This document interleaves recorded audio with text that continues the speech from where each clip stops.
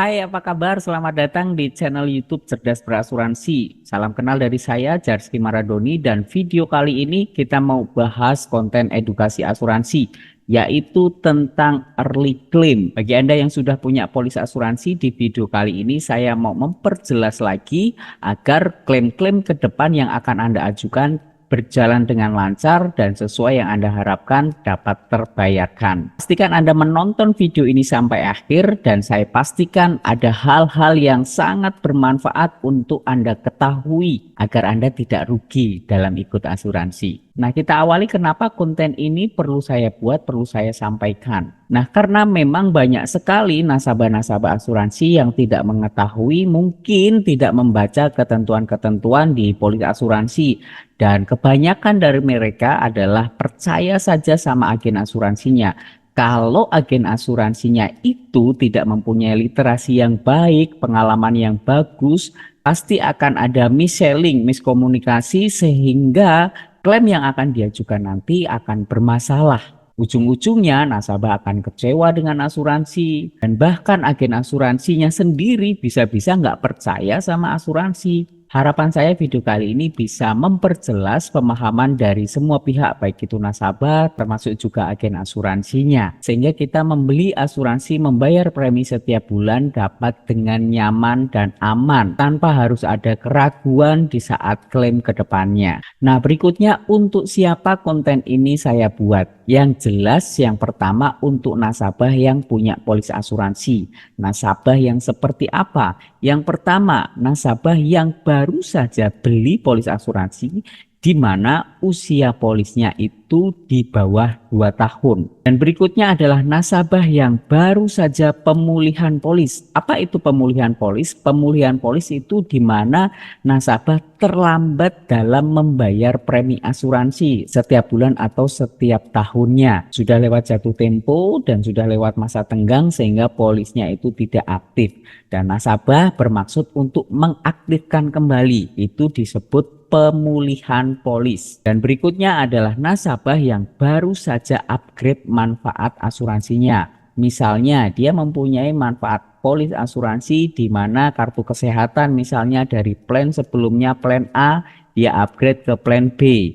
Atau mungkin upgrade manfaat dari usia pertanggungan di mana kartunya mengcover dia sampai usia 55, kemudian dia upgrade sampai usia 65 atau 75. Atau mungkin dia upgrade manfaat asuransi jiwanya, pertanggungan untuk warisannya di mana sebelumnya dia mempunyai 500 juta misalnya, kemudian dia upgrade ke 800 juta atau 1 miliar. Nah, nasabah-nasabah yang seperti ini, konten ini saya buat. Dan tentunya yang kedua bagi Anda para calon nasabah yang Anda masih ragu ini, saya harus pilih asuransi yang seperti apa? Jangan-jangan klaimnya nanti susah dan sebagainya. Pastikan Anda menonton video ini sampai selesai. Oke, kita awali dari ketentuan klaim asuransi ya. Pasti kalau kita beli asuransi, kita pasti berharap klaim asuransinya itu lancar-lancar saja. Namun di video kali ini saya mau memperjelas lagi bagaimana ketentuan-ketentuan klaim asuransi agar klaim asuransi yang Anda ajukan itu aman ke depannya. Pertama itu adalah polisnya dalam kondisi aktif. Jadi saya mohon maaf mungkin saya dan beberapa teman-teman agen asuransi yang lain mungkin masih sering cerewet dalam hal mengingatkan jatuh tempo pembayaran. Ini semata-mata kami para agen asuransi hanya ingin memastikan polis Anda tetap aktif. Karena jika nanti terlambat bayar sudah lewat jatuh tempo, kemudian lewat masa tenggang, dan polis Anda tidak aktif, kemudian tadi saya sampaikan Anda mau mengaktifkan pemulihan, ada ketentuan-ketentuan yang harus Anda lalui. Ingat, sakit umur itu hanya Tuhan yang tahu. Kita nggak tahu akan sakit kapan, kita nggak tahu permisi kata akan tutup usia kapan. Jadi tugas kami adalah sekedar mengingatkan polis Anda tetap aktif agar semua klaim asuransi yang Anda ajukan itu aman. Ketentuan berikutnya adalah masa tunggu polis. Nah, kalau Anda beli polis asuransi, Anda harus kenal istilah dari masa tunggu. Kalau kartu kesehatan biasanya itu ada masa tunggu 30 hari. Artinya apa? Ketika polis Anda aktif, misalnya di tanggal 1 bulan Januari. Nah, kartu kesehatan Anda itu baru bisa dipakai 30 hari setelah tanggal 1 Januari itu, untuk semua jenis penyakit. Setelah masa tunggu 30 hari, ada juga masa tunggu 12 bulan sejak polis itu aktif. Nah, untuk masa tunggu 12 bulan ini biasanya hanya untuk sakit penyakit tertentu. Silakan teman-teman Bapak Ibu nasabah bisa melihat daftar penyakit yang harus menunggu 12 bulan. Setelah masa tunggu 12 bulan itu berlalu, penyakit-penyakit dalam masa tunggu tadi baru bisa diajukan klaim. Kecuali untuk kondisi resiko karena kecelakaan. Kalau karena kecelakaan itu tidak perlu masa tunggu. Misalnya Anda polis aktifnya itu di tanggal 1 Januari. Amit-amit di hari yang sama itu terjadi kecelakaan. Ingat, kecelakaan itu tidak perlu harus kecelakaan yang di lalu lintas. Misal di rumah sedang mandi kepleset, naik tangga kepleset, itu termasuk kecelakaan. Resiko yang terjadi secara tiba-tiba itu termasuk kecelakaan. Nah, untuk kondisi resiko kecelakaan ini tidak ada masa tunggunya. Polis aktif di hari itu terjadi kecelakaan, maka kartu kesehatan atau manfaat yang lainnya sudah bisa diajukan klaim. Nah, ketentuan klaim asuransi berikutnya saya kutipkan dari websitenya resmi, di mana saya bekerja sebagai agen asuransi di salah satu perusahaan asuransi terbesar di Indonesia. Ya, teman-teman bisa cek link deskripsinya, sudah saya cantumkan di bawah kalau teman-teman mau melihat secara utuh. Ketentuan berikutnya yaitu tentang pengecualian polis. Nah, jadi ada kondisi-kondisi tertentu di mana sakit atau resiko itu terjadi, itu tidak bisa diajukan klaim. Ya, silahkan, itu semuanya mengacu di buku polis, pasti disebutkan secara detail di situ. Saya ambil beberapa contoh, misalnya percobaan bunuh diri. Jadi orang mencoba untuk bunuh diri, kemudian gagal, ya, tidak meninggal dunia, tapi hanya patah tulang, hanya menderita luka-luka, dan kemudian dibawa rumah sakit, dan pasti harus ada kronologinya. Dan ketika kronologinya itu terbukti, disebutkan bahwa ada percobaan bunuh diri, maka perawatan di rumah sakit itu tidak akan cair. Pengecualian berikutnya, misal terlibat tindak kejahatan, ya, misalnya nasabah melakukan pencurian, langsung digebukin itu, nah, babak belur semuanya, perawatan di rumah sakit itu juga tidak akan di cover. Jadi hal-hal yang nggak normal seperti itu, ya, itu nggak akan di cover, ya, termasuk misalnya untuk manfaat asuransi jiwa. Nah, biasanya nasabah pasti dituliskan ahli warisnya siapa ini. Nah, ketika terbukti, ketika nasabah meninggal dunia dan terbukti yang membunuh yaitu adalah ahli warisnya, maka itu termasuk pengecualian, tidak akan cair. Nah, itu silakan lihat lagi ketentuan beberapa pengecualian di buku polisnya. Berikutnya, diperlukan secara medis, yaitu perawatan yang diberikan untuk rawat inap harus diperlukan secara medis yang dianjurkan oleh dokter. Jadi tidak bisa nih nasabah tanpa sakit penyakit tertentu hanya pengen membuktikan klaim itu cair apa enggak, asuransi bisa diklaim apa enggak. Tiba-tiba tidak sakit ke IGD minta rawat inap tanpa dianjurkan oleh dokter, dan itu tidak bisa, ya. Ataupun hal-hal yang lainnya yang tidak diperlukan secara medis itu tidak bisa diajukan klaim. Jadi pastikan itu semua diperlukan secara medis. Berikutnya adalah pre-existing condition, yaitu merupakan kondisi yang sudah ada sebelum polis berlaku, atau pemulihan polis atau perubahan upgrade manfaat tadi, di mana sudah diketahui maupun tidak diketahui, atau diagnosa, sudah didiagnosa atau belum didiagnosa oleh dokter, sudah mendapatkan perawatan, pengobatan, saran, konsultasi dari dokter atau belum.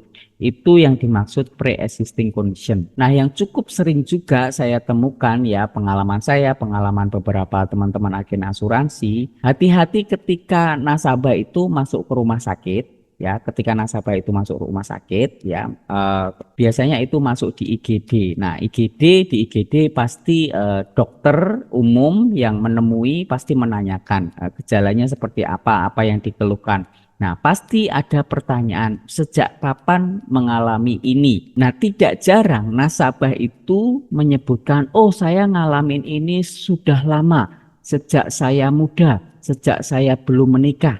Padahal nasabah baru beli polis mungkin 2 atau 3 tahun yang lalu. Jadi secara nggak sadar nasabah menyampaikan gejala yang dialami itu sebelum dia ikut atau sebelum dia beli asuransi. Ingat, mungkin gejala-gejala yang disampaikan tadi itu tidak ada kaitannya dengan perawatan di rumah sakit saat itu. Selama gejala-gejala dulu yang dialami itu tidak ada penanganan medis, tidak pernah rawat inap, tidak pernah rawat jalan, tidak perlu disampaikan ke rumah sakit, ke dokternya. Karena pihak asuransi itu akan menulis apa yang ditulis dokter. Jadi pastikan hati-hati dalam menyebutkan sejak kapan gejala itu dialami. Pastikan Anda tidak menyebutkan gejala itu dialami sebelum Anda beli polis asuransi. Karena belum tentu penyakit yang Anda derita saat itu berhubungan dengan gejala sebelum Anda ikut asuransi. Lebih gampangnya sebelum Anda pergi ke rumah sakit, memutuskan untuk pergi ke rumah sakit, hubungi agen asuransi Anda. Buat teman-teman agen asuransi, kita harus kerja profesional dalam mengawal nasabah yang sakit ya. Bahkan sebelum dia masuk rumah sakit harus ada komunikasi dengan tujuan agar semua klaim asuransinya lancar. Ketentuan berikutnya adalah non-disclosure. Ya, ini adalah kondisi yang sudah ada sebelum polis terbit atau pemulihan polis atau perubahan polis, di mana sudah pernah melakukan konsultasi dokter atau mendapat pengobatan, pemeriksaan, perawatan, namun belum atau tidak diinformasikan saat pengajuan polis, saat pemulihan, maupun saat perubahan manfaat, perubahan polis. Nah, saya selalu berusaha untuk menjadi agen asuransi yang profesional. Tidak hanya mengejar tanda tangan agen, tidak hanya mengejar biar cepat dapat nasabah. Enggak, ada ketentuan di mana ada pertanyaan riwayat kesehatan. Itu selalu saya tanyakan kepada nasabah. Saya harap teman-teman seprofesi saya agen asuransi juga melakukan hal yang sama. Dan bagi Anda para nasabah, usahakan ketika ada pertanyaan tentang riwayat kesehatan Anda bisa menyebutkan dengan sejujur-jujurnya. Karena jika ada hal yang disembunyikan, baik itu oleh nasabah, baik itu oleh agen asuransi, pasti akan sangat berpengaruh di pengajuan klaim ke depannya. Oke, berikutnya kenapa harus ada early claim? Jadi early claim, namanya early claim itu klaim asuransi yang terlalu cepat. Ya, Bapak Ibu nasabah yang kami hargai, ini adalah merupakan prinsip kehati-hatian.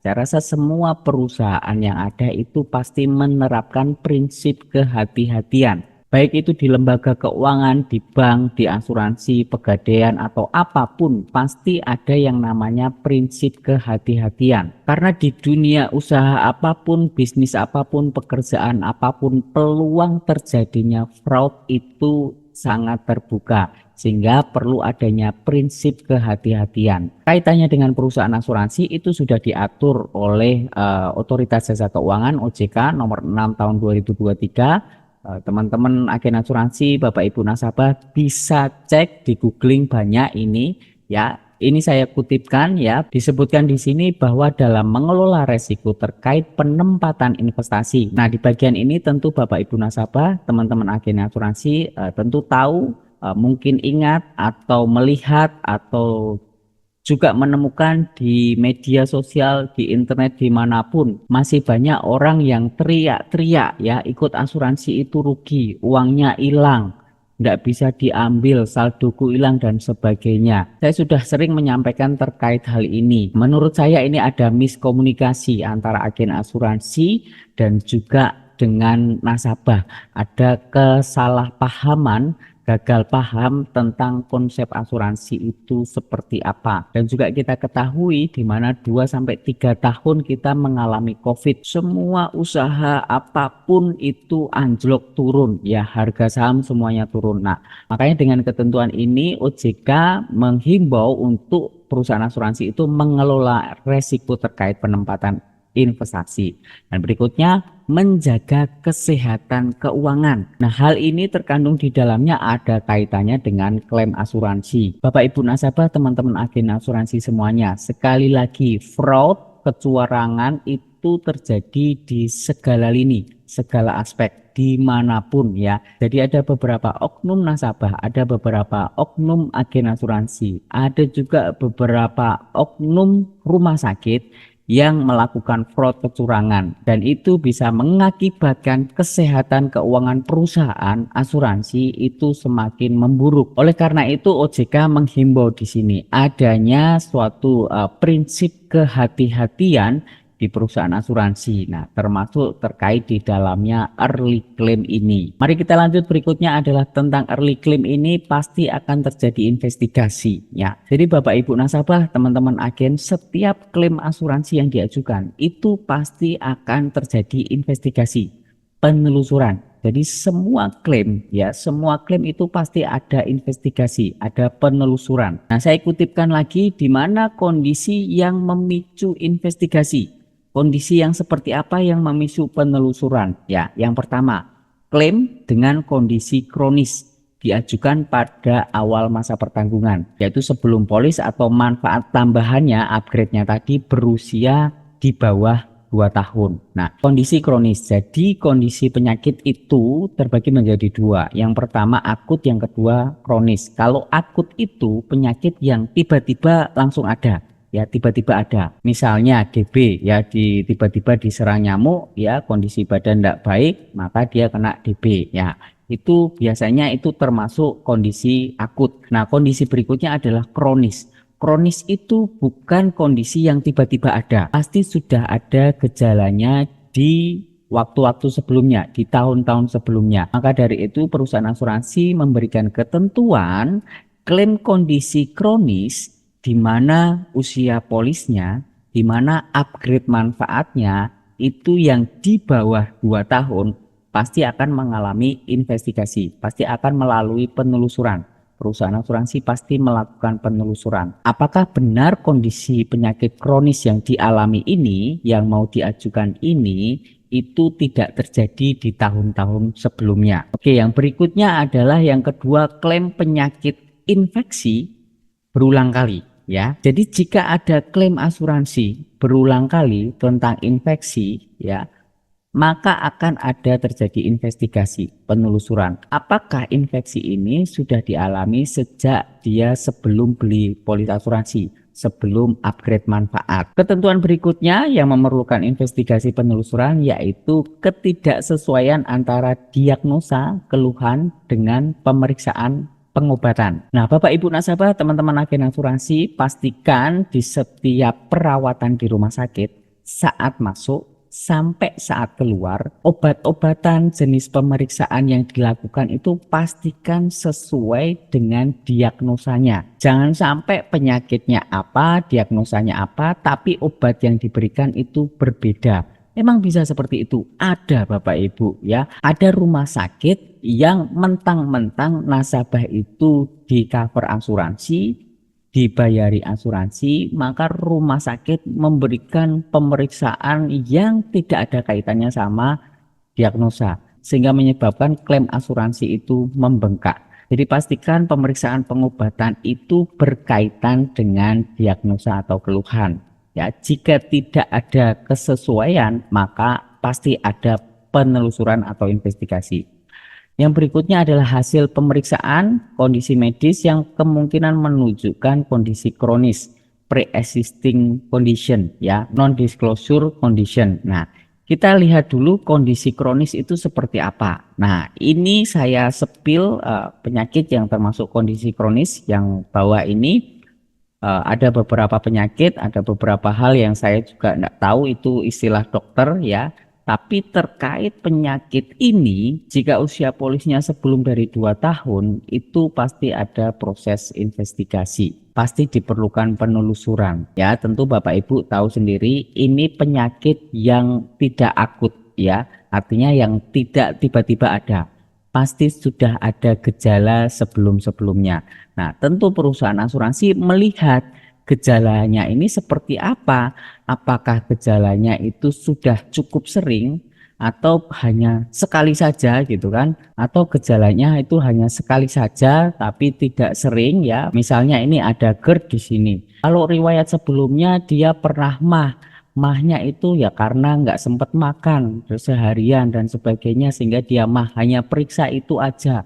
Periksanya itu mungkin hanya rawat jalan aja dan tidak kuat dinyatakan itu adalah penyakit kronis untuk GERD ya. Saya rasa investigasinya itu juga akan berjalan lancar dan tidak serta-merta langsung divonis itu GERD penyakit kronis ya. Sehingga diperlukan adanya ketentuan hasil pemeriksaan, informasi medis yang menunjukkan kemungkinan kondisi kronis ya. Pre-existing condition ya, non disclosure condition yang tidak disebutkan sebelum dia membeli polis asuransi saat wawancara riwayat kesehatan dengan si agentnya. Nah, berikutnya adalah biaya atau lama perawatan tidak wajar. Nah, sekali lagi ini juga sering terjadi. Bapak Ibu nasabah, teman-teman agen asuransi, ingat rumah sakit itu juga bisnis ya. Rumah sakit itu juga bisnis. Saya sering menyebutkan ini di konten-konten edukasi saya. Dimana ibaratnya seperti ini Bapak Ibu, ketika kita makan di restoran gitu dan kita disodori menu dan menu itu tidak ada daftar harganya, tentu kita akan bingung, wah bayarnya nanti berapa. Nah, rumah sakit tertentu itu melakukan hal seperti itu. Jadi terjadi ketimpangan biaya pemeriksaan, biaya tindakan untuk satu penyakit itu berbeda dengan biaya tindakan di rumah sakit yang lain. Maka perusahaan asuransi ini dalam 1-2 tahun ini melakukan repricing. Repricing itu adalah penyesuaian biaya asuransi, penyesuaian premi. Jadi dampaknya beberapa premi yang asuransi kesehatan itu preminya naik. Karena beberapa rumah sakit itu dalam menerapkan biayanya itu tidak standar, tidak wajar. Makanya perusahaan asuransi semuanya ini sedang melakukan standarisasi biaya-biaya perawatan tindakan di rumah sakit. Kemudian ada beberapa kondisi lain yang mungkin perlu investigasi dan penelusuran. Nah, Bapak Ibu nasabah semuanya, tidak perlu ada yang dikhawatirkan tentang apa yang saya sampaikan ini. Ketentuan investigasi, masa tunggu, dan sebagainya. Selama ketika pertama kali sebelum Anda beli asuransi, ketika si agen asuransi mewawancarai riwayat kesehatan Anda sudah menyampaikan semuanya secara detail, secara sejujur-jujurnya. Saya juga menghimbau teman-teman agen asuransi agar bisa bekerja secara profesional. Kalaupun nasabah itu sedang sakit, lebih baik dicentang. Memang sakit, pasti nanti akan ada medical check up. Toh medical check up itu dibiayai perusahaan asuransi. Itu akan jauh lebih aman, perusahaan asuransi lebih tahu kondisi nasabah sebelum dia membeli polis asuransi. Jadi sekali lagi tidak ada yang perlu dikhawatirkan. Selama Anda sebagai nasabah sehat-sehat saja. Dan teman-teman agen asuransi pastikan kita mengawal nasabah kita yang masuk rumah sakit. Sebelum masuk rumah sakit, selama dia perawatan di rumah sakit, bahkan saat keluar rumah sakit. Pastikan semua klaim asuransi berjalan dengan lancar. Sehingga nasabah merasa terbantu dalam memiliki polis asuransi. Nah, apakah pernah kondisi early claim polis yang belum ada 2 tahun itu tidak cair, tidak ACC? Nah, saya pernah membuat konten tentang itu ya, nanti Bapak Ibu bisa cari di sosial media saya, di mana saya punya nasabah dan nasabah ini meninggal dunia. Nasabah ini punya 2 polis asuransi dari perusahaan lain. Nah, di mana agennya itu tidak bantu sama sekali prosesnya, jadi saya yang bantu. Usia polisnya itu saat dia meninggal dunia 2 tahun kurang 2 minggu. Jadi belum ada 2 tahun, sehingga ini termasuk early claim. Singkat cerita, perusahaan asuransi melakukan investigasi dan ditemukan fakta bahwa nasabah ini sudah menderita diabetes mellitus DM tipe 2. Apakah ketahuannya karena dia pernah periksa di rumah sakit? Tidak. Ketahuannya karena dia periksa di klinik pribadi, klinik dokter pribadi. Dia punya BPJS, dia periksa di Vaskes tingkat 1 di klinik pribadinya. Di situ tertera riwayat penyakit DM-nya bahwa dia sudah sakit DM tipe 2 sebelum dia beli polis asuransi. Nah, kok bisa tahu, kok bisa sampai detail itu investigasinya? Bapak Ibu semuanya tentu pernah ingat aplikasi Peduli Lindungi, di mana aplikasi itu digunakan untuk vaksin dulu zaman COVID ya. Dan aplikasi itu sekarang berubah menjadi Satu Sehat, di mana di aplikasi itu semua departemen kesehatan, puskesmas, rumah sakit, menteri kesehatan, termasuk asuransi, diberikan akses untuk melihat rekam medis semua orang, termasuk nasabah di dalamnya. Jadi Bapak Ibu nasabah, teman-teman agen asuransi semuanya, hati-hati dalam mengisi riwayat kesehatan. Pastikan riwayat kesehatan itu diisi dengan sejujur-jujurnya. Semuanya bermaksud agar klaim asuransi ke depannya bisa lancar. Nah, kenapa saya bisa sampai Polda Jateng? Nah, saya di sini membantu nasabah. Bapak Ibu bisa bayangkan dari 5 polis asuransi yang tidak cair itu, total uang pertanggungan asuransinya itu hampir 4 miliar. Saya mau bantu nasabah ini karena menurut saya ada fraud di sini yang dilakukan oleh oknum agen asuransinya.